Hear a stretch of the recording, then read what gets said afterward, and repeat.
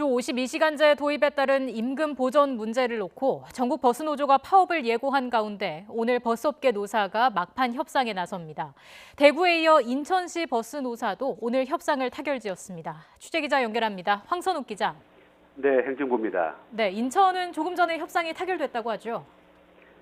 네, 인천시 시내버스 노사가 오늘 임금 인상률 등에 전격 합의했습니다.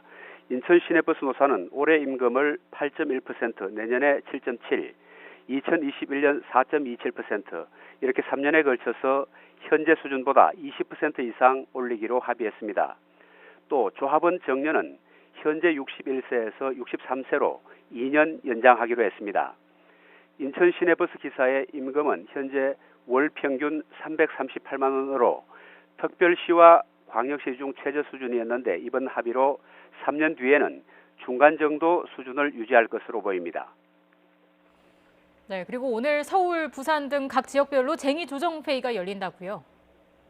네, 서울시 버스 노사는 잠시 후 오후 3시 서울지방노동위원회 2차 쟁의 조정 회의에서 주 52시간 근로제 시행에 따른 임금 인상과 정년 연장 등을 놓고 협상을 벌입니다. 노조는 오늘 밤 자정까지 합의에 이르지 못하면 내일 새벽 4시 첫 차부터 운행을 중단할 방침입니다.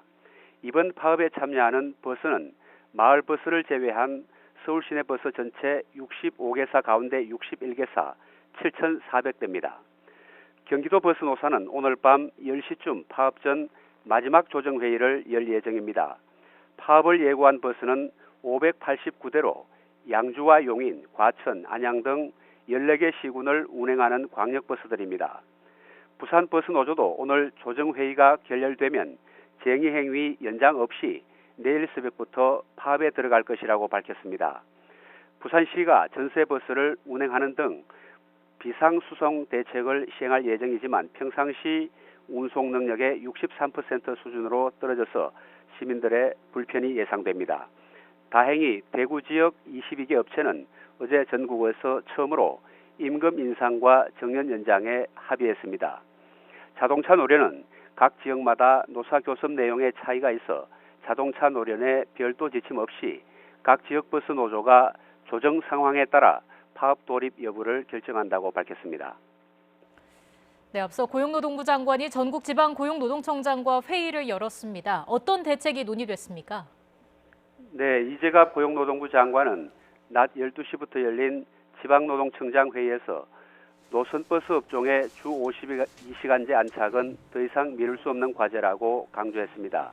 그러면서 노사가 오늘 중으로 쟁점에 대한 합의점을 찾아 타결할 수 있도록 적극적인 중재에 나서줄 것을 당부했습니다. 또 필요한 지역에서는 기간 연장을 해서라도 협상을 통해 타결될 수 있도록 최선을 다해달라고 말했습니다. 특히 임금 협약 만료가 다음 달 말인 경기도 시내버스, 경북, 전북 등은 상당수가 준공영제를 시행하지 않아서 노동시간이 길고 재정 여력이 부족한 곳이 많다며 노사, 자치단체, 중앙정부의 협력이 중요하다고 강조했습니다.